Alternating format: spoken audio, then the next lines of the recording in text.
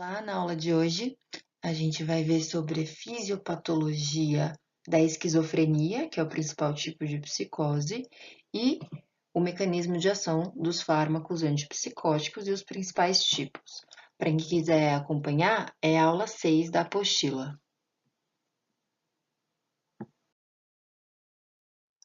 Então, objetivos de aprendizagem. Primeiro, vias anatômicas e os principais neurotransmissores envolvidos na fisiopatologia da esquizofrenia, principais tipos de fármacos antipsicóticos e os principais efeitos colaterais destes fármacos.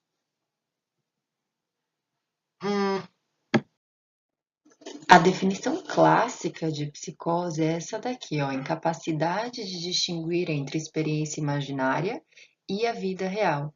Então, a pessoa tem os chamados delírios e alucinações e ela não consegue perceber que isto é fruto da cabeça dela, que isso é fruto do imaginário dela. Essa pessoa realmente acha que essas coisas estão acontecendo. Então, é muito importante não subestimar o que essa pessoa diz estar vendo ou o que essa pessoa diz estar enxergando. Se essa pessoa falar que está vendo um elefante cor-de-rosa, não adianta a gente tentar refutar, não adianta a gente falar que não tem ali um elefante cor-de-rosa, porque essa pessoa de fato está vendo essa imagem. E acontecem várias alterações no sistema nervoso central dessa pessoa, que é o que a gente vai ver na aula de hoje, que induzem a essas sensações imaginárias.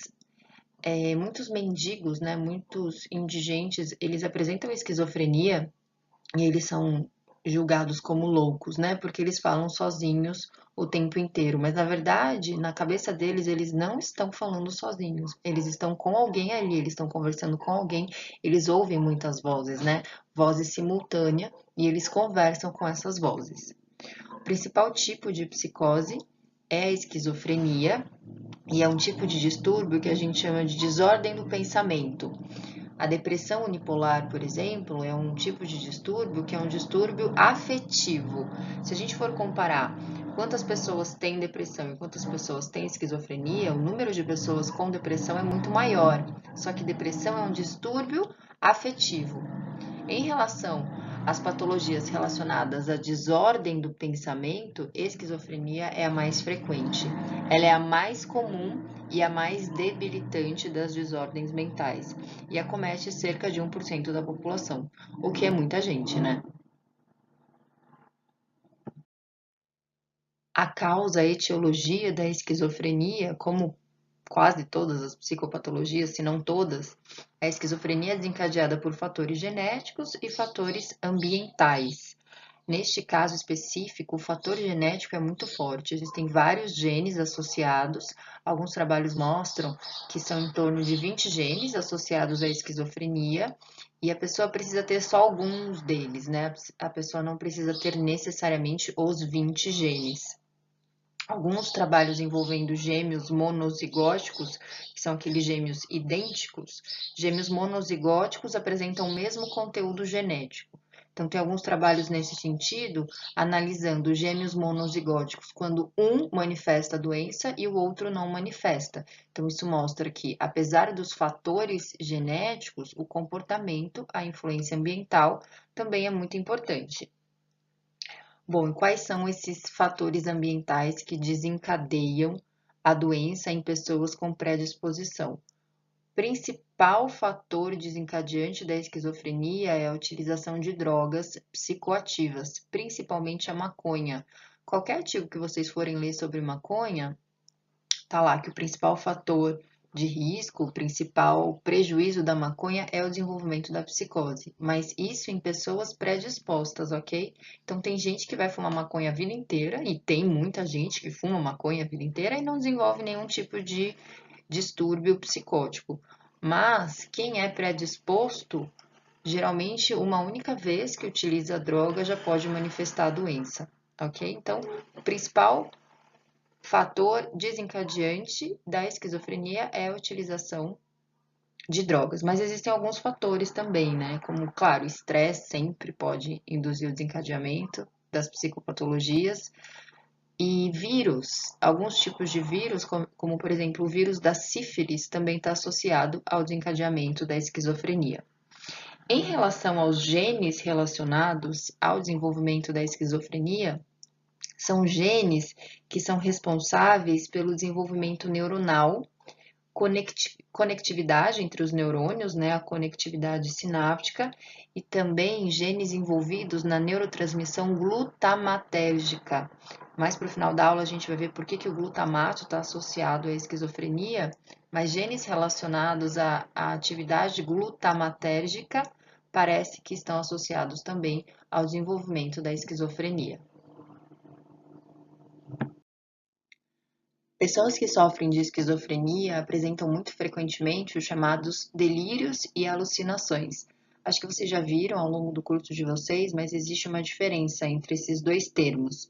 Então, as alucinações são basicamente experiências sensoriais reais para a pessoa, só que na verdade são coisas que não acontecem na vida real.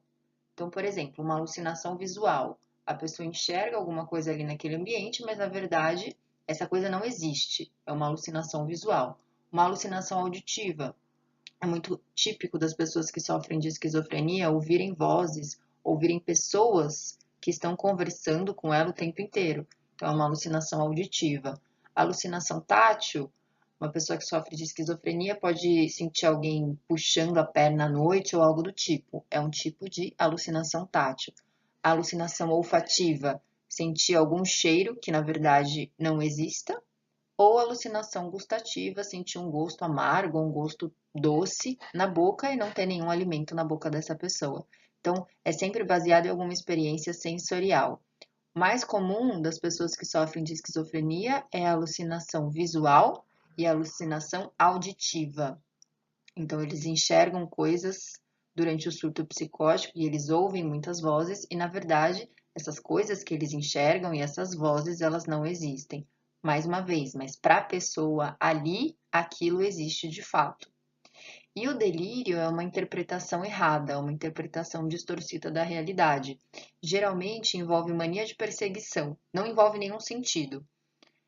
Então, por exemplo, um esquizofrênico tem um vizinho que todo dia de manhã sai para trabalhar, e aí ele acha que aquele vizinho sai para matá-lo ou sai para cometer algum crime, algum assassinato. Todos os dias a mãe dele dá comida para ele, ele acha que a mãe quer matá-lo, que a comida tem veneno, algo do tipo. Então, isso é um tipo de delírio. E a megalomania também é um tipo de delírio muito frequente das pessoas que sofrem de esquizofrenia. Megalomania é quando a pessoa se acha demais, né? É mais do que arrogância. Ele acha que ele sabe sobre todos os assuntos, ele entende sobre todas as ciências, ele sabe mais que todo mundo e ele faz muita diferença para o universo e para a sociedade. As pessoas que sofrem de esquizofrenia têm esse tipo de delírio também, que é a megalomania. Entre outros tipos de delírio, né? Mas sempre envolvendo interpretação errada da realidade. Vejam que esses delírios e alucinações entram aqui nessa categoria de sintomas. Então, existem duas grandes categorias de sintomas das pessoas que sofrem de esquizofrenia. A primeira categoria são chamados sintomas positivos e a segunda categoria são chamados sintomas negativos. Por que sintomas positivos e sintomas negativos? Sintomas positivos são sintomas que aparecem, então são sintomas que a pessoa não tinha e passou a ter a partir do momento que desencadeou a esquizofrenia. E os sintomas negativos são coisas que desaparecem, são coisas que a pessoa tinha e passou a não ter mais depois que desencadeou a esquizofrenia. Então, vejam que delírios e alucinações são sintomas positivos, ou seja, são sintomas que aparecem. Típico também dos sintomas positivos, exageros na linguagem e na comunicação, as pessoas às vezes utilizam palavras estranhas, palavras desconexas, falam demais por algum momento e aí depois ficam caladas por outro momento. E o comportamento desorganizado, comportamento estereotipado, né? Como se fosse um tique nervoso. A pessoa anda para um lado para o outro, se balança o tempo inteiro. Então, esses sintomas, principalmente delírios e alucinações, são sintomas positivos, ou seja, os sintomas que aparecem. Já sintomas negativos são coisas que reduzem na pessoa quando ela manifesta a esquizofrenia. Então, por exemplo, redução da afetividade, né, que eu coloquei aqui como embotamento afetivo, redução da lógica, a logia, né, a pessoa começa a falar coisas sem sentidos. A volição é a redução da vontade, a redução da motivação. A anedonia é a redução da sensação de prazer e redução da atenção. As pessoas que sofrem de esquizofrenia não têm redução da capacidade cognitiva, mas elas não conseguem focar a atenção no que de fato é importante. Então, se elas estiverem conversando com alguém e tiver o tic-tac do relógio, essa pessoa não sabe se foca a atenção na conversa com essa pessoa ou no tic-tac do relógio. Esse prejuízo na atenção acaba criando uma dificuldade de aprendizagem, mas não que a pessoa tenha algum tipo de déficit cognitivo.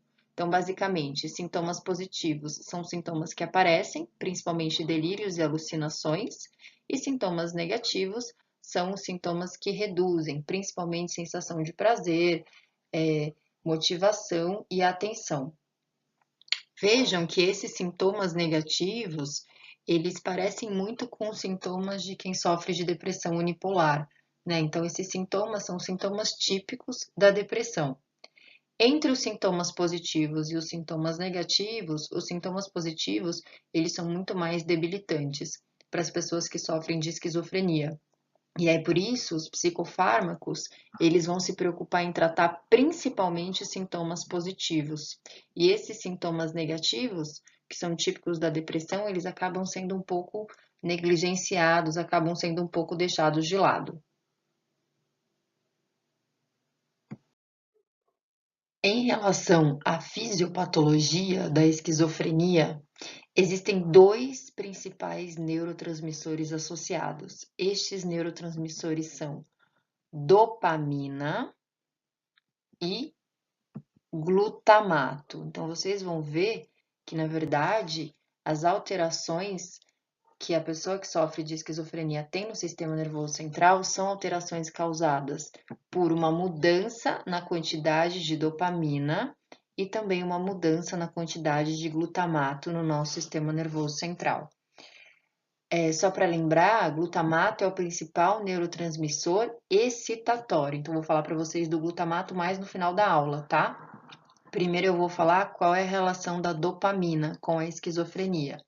Eu também vou falar mais para o final da aula sobre ácido gama-aminobutírico, que é o GABA. Então, eu só quero que vocês lembrem que GABA é o principal neurotransmissor inibitório do nosso sistema nervoso central. Então, GABA, principal inibitório, glutamato, principal excitatório.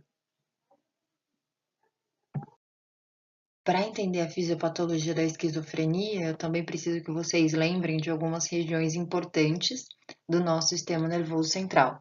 Então, aqui nessa imagem, a gente tem representado o tronco encefálico. Faz parte do tronco encefálico mesencéfalo, ponte e bulbo. Hoje eu queria chamar a atenção aqui para o mesencéfalo, tá? Essa regiãozinha aqui do nosso tronco encefálico.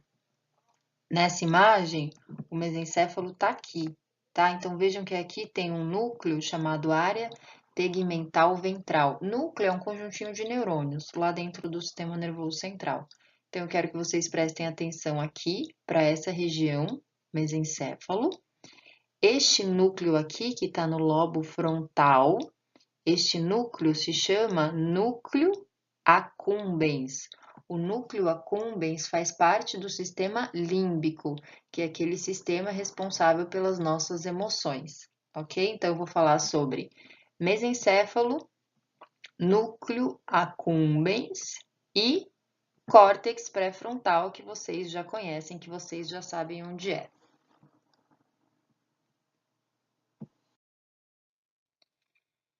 A fisiopatologia da esquizofrenia envolve algumas vias anatômicas.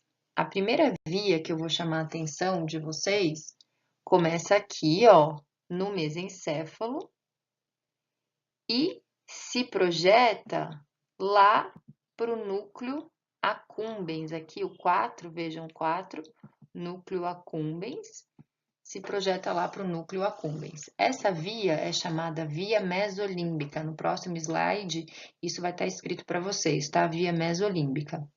Por que mesolímbica?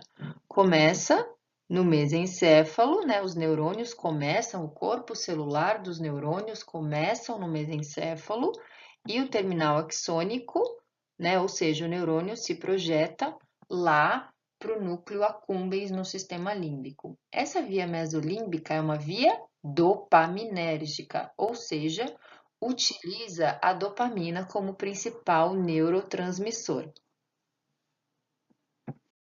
Então, essa via mesolímbica vai do mesencéfalo ao sistema límbico. É uma via dopaminérgica e os principais tipos de receptores de dopamina são os receptores de dopamina do tipo 2. Então, cada neurotransmissor tem lá o seu receptor. Neste caso, existem vários tipos de receptores, né, de um mesmo neurotransmissor. Existe receptor de dopamina do tipo 1, do tipo 2 e do tipo 3. Neste caso, nesta via, o receptor de dopamina é do tipo 2. Essa via mesolímbica está associada a sensações prazerosas. A gente vai ver sobre essa via principalmente na aula de abuso de substâncias. Tudo que induz a liberação de dopamina nessa via está associado à sensação de prazer. Então, comer algo que você gosta, escutar uma música que você gosta, viagem, atividade sexual, drogas de abuso de maneira geral liberam dopamina nessa via.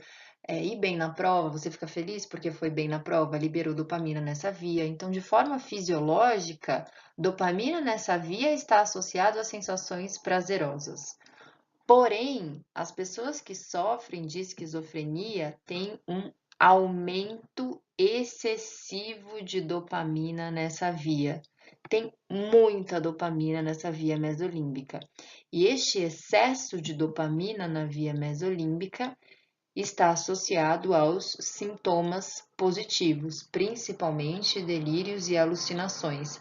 Então, o que causa essa sintomatologia, o que causa os delírios e as alucinações é justamente muita dopamina, excesso de dopamina na via mesolímbica. Existe ainda uma outra via associada à esquizofrenia, que é uma via que também começa aqui no mesencéfalo, também começa aqui nessa regiãozinha e se projeta lá para o córtex pré-frontal. Então, essa via que está aqui em vermelho começa no mesencéfalo, ou seja, o corpo celular dos neurônios está no mesencéfalo e o terminal axônico aqui no córtex pré-frontal, no lobo frontal. Se começa no mesencéfalo e termina no córtex, significa que esta via se chama via mesocortical. Também é uma via dopaminérgica. Então, vejam aqui o nome, via mesocortical, do mesencéfalo ao córtex pré-frontal. Neste caso, nesta via, os receptores de dopamina, eles são do tipo 1. Mas é muito importante que vocês saibam que aqui também tem receptores do tipo 2, tá? Os receptores do tipo 1, eles são os mais abundantes, mas também existem receptores do tipo 2. Nessa via mesocortical, dopamina no pré-frontal é importante para atenção, por exemplo, né? Atenção, sociabilidade, alguns tipos de sensações prazerosas, na verdade, o pré-frontal ele também acaba fazendo parte do sistema límbico, raciocínio, lógica, né? A gente já viu todas essas funções do pré-frontal. E o que acontece com a pessoa que sofre de esquizofrenia? A pessoa tem redução da atividade dopaminérgica nessa via. Então, enquanto tem aumento da dopamina na via mesolímbica, existe uma redução de dopamina na via mesocortical.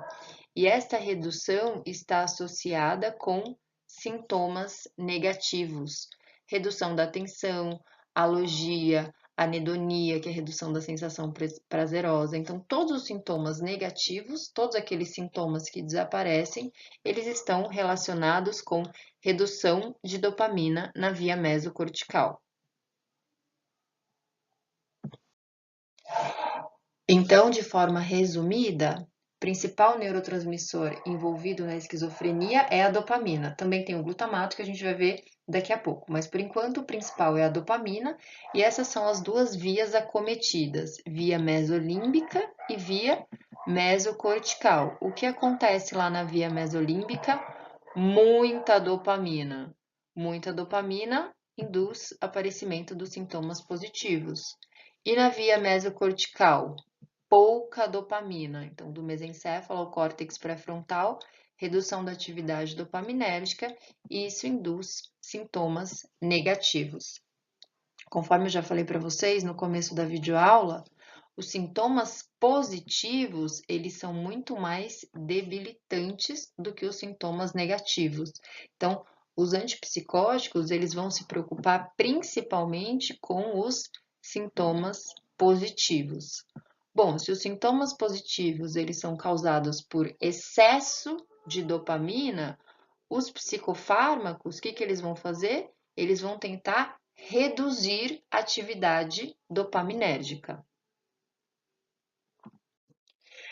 Já vimos isso, né, nas nossas primeiras aulas. Que tipo de medicamento poderia reduzir a atividade dopaminérgica? Um fármaco antagonista. Então, o que é um fármaco antagonista? É um fármaco que vai se ligar ao receptor de dopamina e vai impedir que a dopamina se ligue. Com isso, então, teremos uma redução da atividade dopaminérgica. Então, os principais medicamentos para tratar a esquizofrenia, eles são antagonistas de D2, a gente fala, né? Porque são antagonistas do receptor de dopamina do tipo 2, que é o tipo de receptor abundante lá na via mesolímbica.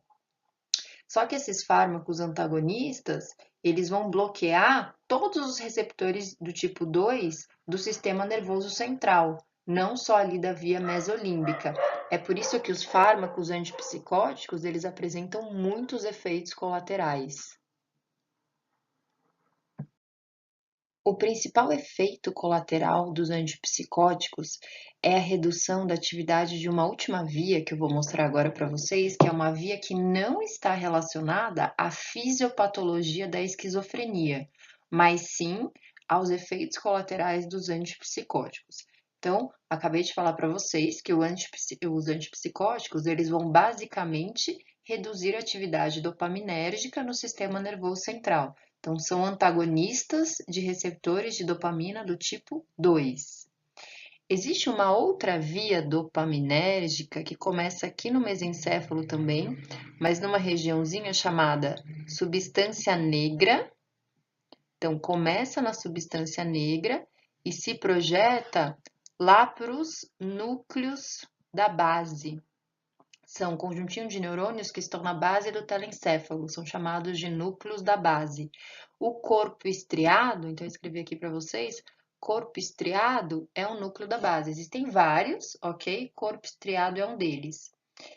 Essa via é importante para o movimento, é importante para a nossa motricidade. Se chama via nigroestriatal, porque começa na substância negra e termina lá no corpo estriado, ou seja, o corpo celular dos neurônios começa aqui no mesencéfalo e se projeta lá para os núcleos da base. Via nigroestriatal, fundamental para a nossa motricidade. Então, em uma situação normal, dopamina nestes neurônios da via nigroestriatal, principalmente dopamina nos neurônios do núcleo da base, eles limpam os nossos movimentos motores, eles fazem com que os nossos movimentos motores sejam acurados e precisos. Quando uma pessoa tem doença de Parkinson, o Parkinson está associado com a redução da dopamina, a redução da atividade dopaminérgica ou morte dos neurônios dopaminérgicos nessa via. E aí a pessoa tem lentidão no movimento e tremores. Acontece que os antipsicóticos, eles reduzem dopamina em todo o sistema nervoso central, inclusive nesta via, que é a via nigroestriatal. Então, a pessoa desenvolve sintomas parkinsonianos devido ao efeito colateral dos antipsicóticos. Esse é o principal efeito colateral. Esses sintomas parkinsonianos, eles são chamados de efeitos motores adversos. Bom, então a via nigroestriatal, ela é acometida pelos antipsicóticos, né? Ela não faz parte da fisiopatologia da esquizofrenia. E o acometimento dessa via induz os chamados efeitos motores adversos. Existem dois tipos de maneira geral, né? São as distonias agudas e as discinesias tardias. Qual é a diferença? A distonia aguda são alguns movimentos involuntários, muitas vezes acompanhados por sintomas de mal de Parkinson. Então, a pessoa acaba desenvolvendo Parkinson. É por isso que eu coloquei aqui efeito iatrogênico. É pior do que efeito colateral, né? Quando a pessoa desenvolve uma doença devido a algum medicamento. Então, neste caso, os antipsicóticos, eles podem induzir sintomas parkinsonianos, o próprio mal de Parkinson. Isso acontece, no caso das distonias agudas, principalmente nas primeiras semanas. E aí tendem a diminuir, tendem a amenizar no decorrer do tratamento, e quando o fármaco é suspendido, esses sintomas eles desaparecem. Mas existe também a chamada discinesia tardia.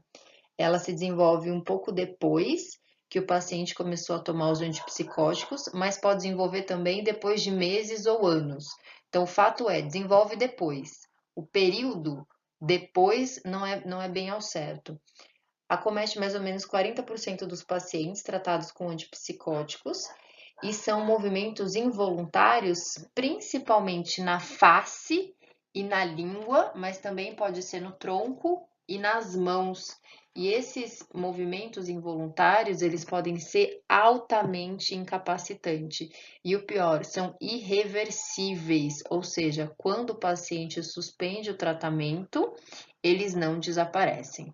Então, esses sintomas parkinsonianos, os chamados efeitos motores adversos, eles são os principais tipos de sintomas que acometem as pessoas que fazem uso dos fármacos antipsicóticos. Por isso que muitas pessoas são contra a utilização destes medicamentos.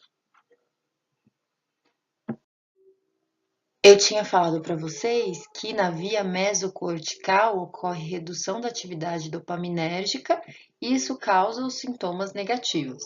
O principal tipo de receptor aqui nessa via é o tipo D1, mas também tem do tipo D2. Então, quando a pessoa toma um antipsicótico que bloqueia os receptores de D2, acaba também reduzindo a atividade dopaminérgica nessa via. Então, vejam, já está reduzida a dopamina nessa via, o que causa os sintomas negativos. Quando a pessoa toma um antipsicótico, ela reduz ainda mais a dopamina aqui nessa via, o que causa uma certa piora dos sintomas negativos. Então, além dos efeitos colaterais, os antipsicóticos, eles tratam só os sintomas positivos, e os sintomas negativos, muitas vezes, eles pioram, justamente devido à redução da atividade dopaminérgica, a redução ainda maior da atividade dopaminérgica aqui na via mesocortical. Aqui é só uma curiosidade, a gente tem lá no nosso sistema nervoso central o chamado eixo hipotálamo-hipófise, já falei para vocês desse eixo, né? Então, os nossos neurônios hipotalâmicos produzem hormônios que caem lá na hipófise. Eu já falei para vocês em relação ao eixo hipotálamo-hipófise adrenal, né? CRH, ACTH e liberação de cortisol. Hoje eu vou falar para vocês de um outro eixo, que é esse que eu destaquei aqui com a seta em vermelha, que é um eixo relacionado à dopamina. A dopamina, lá no hipotálamo, o que ela vai fazer? Ela vai bloquear a produção de prolactina na hipófise. Prolactina é um hormônio relacionado à produção de leite, tanto em homens quanto em mulheres. Claro que mulheres apresentam muito mais prolactina, principalmente mulheres lactantes, mas homens também têm prolactina.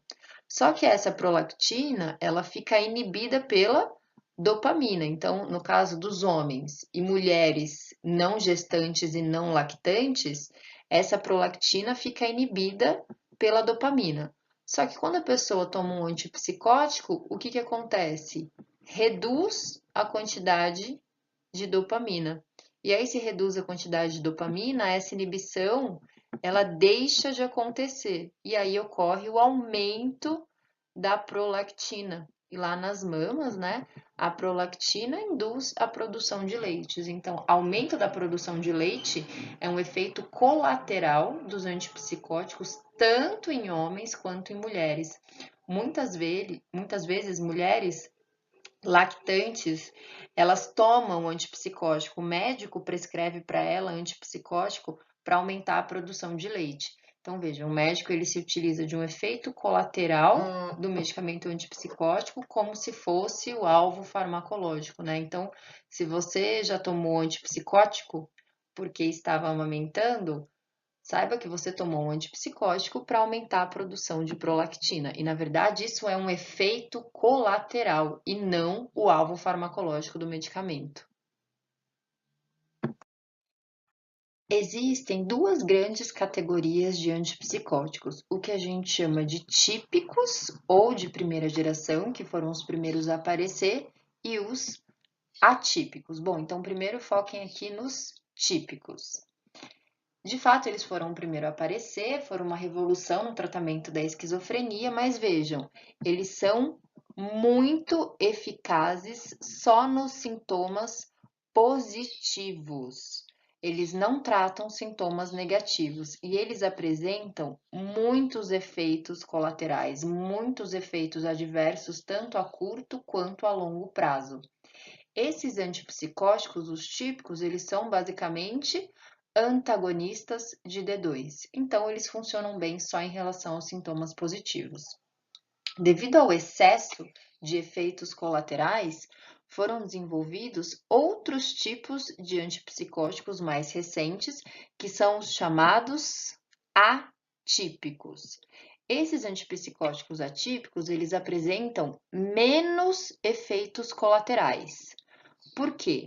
Porque eles são antagonistas de D2, mas ao mesmo tempo, no mesmo comprimido ali na mesma cápsula, eles são agonistas parciais de D2. Então, eu vou explicar isso melhor no próximo slide. Bom, então os antipsicóticos, tanto os típicos quanto os atípicos, eles são antagonistas de D2. Só que os típicos, os que foram desenvolvidos primeiro, eles são apenas antagonistas de D2. Os atípicos, eles são antagonistas de D2 e, ao mesmo tempo, agonistas parciais. O que isso significa? O que é um agonista parcial? A gente viu que o agonista imita aquele neurotransmissor e induz a resposta máxima, né? Como se fosse aquele próprio neurotransmissor. O agonista parcial, então, no caso, o agonista parcial de dopamina, ele imita a dopamina, só que de forma parcial. Ele apresenta uma resposta menor. Então, vejam só, os antipsicóticos atípicos desenvolvidos mais recentemente, eles bloqueiam muito a dopamina, porque eles são antagonistas de dopamina, mas ao mesmo tempo eles ativam um pouquinho. Justamente porque essa redução muito brusca, muito severa de dopamina traz muitos efeitos colaterais. Então, para tentar amenizar esses efeitos colaterais, eles apresentam também agonistas parciais. Eles aumentam parcialmente a dopamina. Ao mesmo tempo que eles bloqueiam muito, eles aumentam parcialmente. Sendo assim, eles apresentam menos efeitos colaterais. Voltando então aqui para aquela tabela dos tipos de antipsicóticos, os atípicos, eles apresentam menos efeitos colaterais. Então, baixa incidência de EPS, EPS está relacionada com os efeitos motores adversos, menor aumento da prolactina, né? Então, não tem tanta ejeção de leite, este efeito colateral também não ocorre com tanta frequência, e menor recorrência daquelas discinesias, tanto aguda quanto tardias.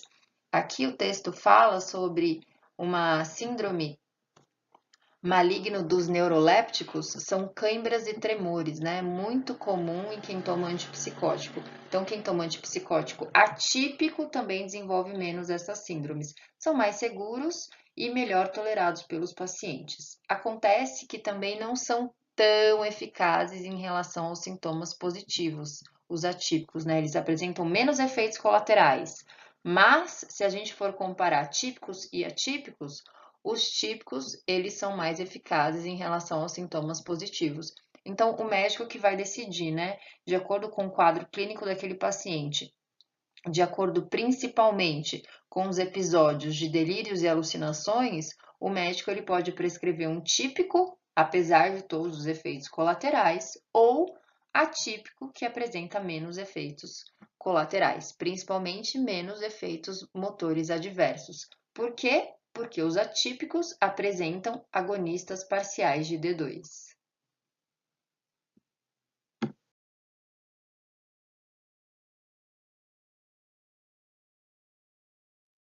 No começo da aula, eu falei para vocês que o neurotransmissor glutamato também está relacionado na fisiopatologia da depressão. Antes de entender de que maneira o glutamato está associado, eu quero que vocês entendam o seguinte. Já vimos que glutamato é o principal neurotransmissor excitatório. Então, se esse neurônio aqui recebe uma sinapse glutamatérgica, significa que ele tem aumento da sua atividade, certo?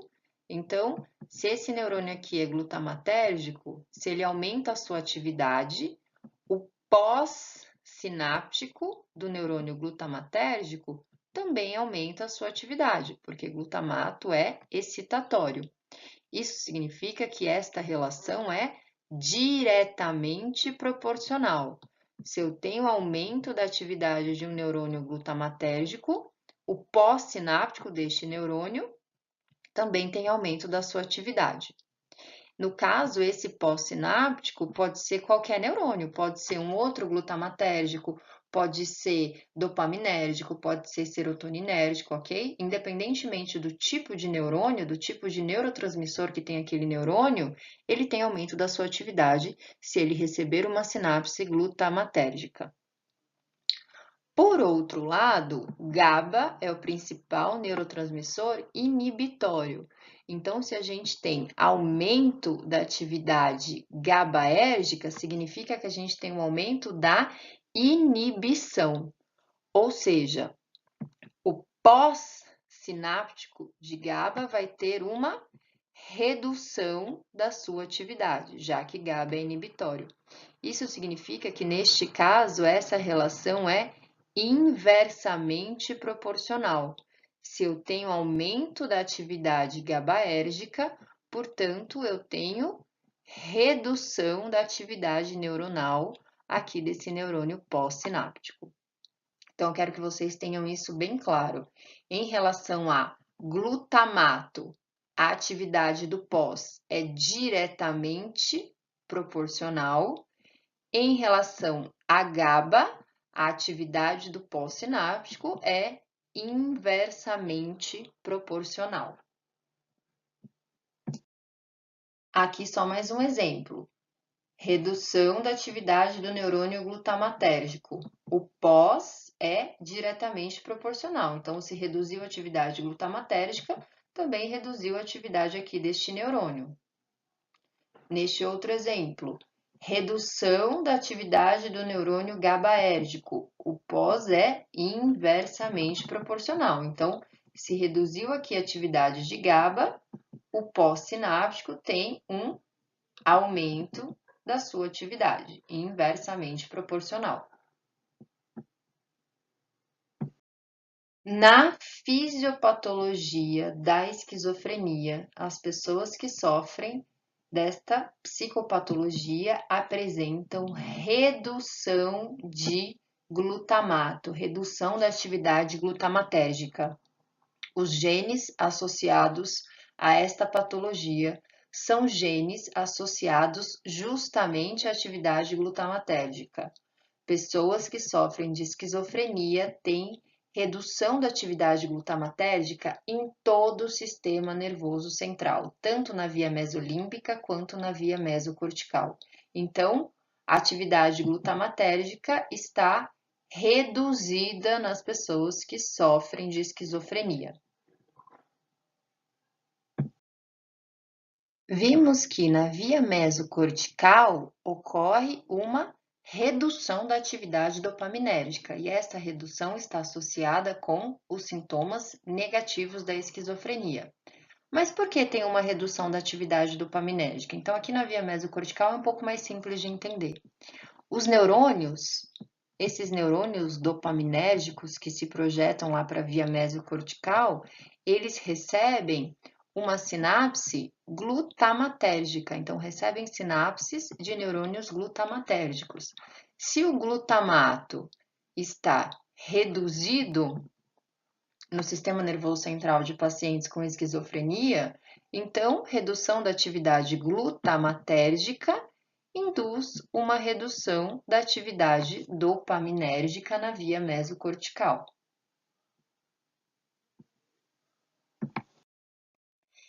E na via mesolímbica é um pouco mais complexo. Estes neurônios dopaminérgicos aqui da via mesolímbica, eles apresentam aumento da sua atividade. Mas, porque estes neurônios, primeiro eles vão receber aqui uma sinapse GABAérgica. Então, esses neurônios recebem sinapses de neurônios que utilizam GABA como neurotransmissor. E são esses neurônios aqui, GABAérgicos, que recebem sinapse de neurônios glutamatérgicos. Então, vejam que a gente tem redução da atividade glutamatérgica. Conforme eu falei, as pessoas que sofrem de esquizofrenia têm redução da atividade glutamatérgica em todo o sistema nervoso central. Só que aqui temos uma redução da atividade glutamatérgica. O pós-sináptico de glutamato é diretamente proporcional. Não importa que o pós-sináptico seja neurônio GABAérgico. Se glutamato apresenta uma redução da sua atividade, neste caso aqui, o pós-sináptico também vai ter uma redução da sua atividade. Mas o pós-sináptico de GABA é inversamente proporcional. Isso faz com que estes neurônios aqui dopaminérgicos tenham aumento da sua atividade. Vejam, eles recebem uma sinapse GABAérgica. Neste caso, GABA está reduzido. Se GABA está reduzido, o pós-sináptico de GABA está aumentado. É por isso que ocorre este excesso de dopamina na via mesolímbica. Se vocês forem analisar, é tudo culpa do glutamato. Todas essas sintomatologias relacionadas à esquizofrenia, tanto os sintomas positivos quanto os sintomas negativos, estão relacionados com uma redução do glutamato. Inclusive, existem alguns fármacos antipsicóticos que eles tentam aumentar o glutamato, né? Aumentando o glutamato, teríamos uma melhora, tanto em sintomas positivos quanto em sintomas negativos. Qual é o problema de aumentar o glutamato? É muito difícil aumentar o glutamato da forma correta. É muito difícil aumentar o glutamato sem causar excitotoxicidade. Vocês devem se lembrar desse termo, né? Excesso de glutamato causa morte neuronal devido à excitotoxicidade. Então, é muito melhor ter como alvo farmacológico a redução da dopamina, muito melhor não, né? Na verdade, é menos pior ter como alvo farmacológico a redução da dopamina do que o aumento do glutamato. Mas, na verdade, a esquizofrenia ela é causada por uma redução da atividade glutamatérgica em todo o sistema nervoso central. Então, basicamente, na aula de hoje a gente viu o seguinte: a fisiopatologia da esquizofrenia ela é causada por uma redução do glutamato, redução da atividade glutamatérgica. O que essa redução do glutamato vai induzir? Na via mesolímbica, que é do mesencéfalo ao sistema límbico, esta redução da atividade glutamatérgica vai induzir a um aumento da atividade dopaminérgica, e este aumento está associado com sintomas positivos da esquizofrenia, principalmente delírios e alucinações. Essa redução do glutamato na via mesocortical, que é uma via que vai do mesencéfalo ao córtex pré-frontal, induz redução da atividade dopaminérgica. E essa redução está associada com sintomas negativos, que são sintomas típicos da depressão. Os fármacos antipsicóticos, eles são bloqueadores de dopamina, ou seja, antagonistas dos receptores de dopamina do tipo 2, ou simplesmente antagonistas de D2. Eles são eficazes principalmente nos sintomas positivos. Existem duas grandes categorias, né? Os chamados típicos, que foram os primeiros a serem desenvolvidos, antagonistas de D2 apenas, e os atípicos desenvolvidos mais recentemente. Ao mesmo tempo que eles são antagonistas de D2, eles são agonistas parciais de D2 e, consequentemente, eles apresentam menos efeitos colaterais. Importante lembrar que a via nigroestriatal é uma via acometida pelos antipsicóticos e não é uma via relacionada com a fisiopatologia da esquizofrenia. O que acontece? Os antipsicóticos reduzem a atividade dessa via nigroestriatal e isso está associado com efeitos motores adversos, que são os sintomas parkinsonianos causados pelos antipsicóticos, principalmente os antipsicóticos típicos, né? Os antipsicóticos de primeira geração. Os antipsicóticos atípicos, por eles apresentarem agonistas parciais de D2, essa via é menos acometida e, consequentemente, o paciente que toma um antipsicótico atípico não sofre tanto com os efeitos colaterais ou com os efeitos motores adversos. É isso, pessoal. Muito obrigada pela atenção de vocês. Espero que vocês tenham conseguido aproveitar essa videoaula.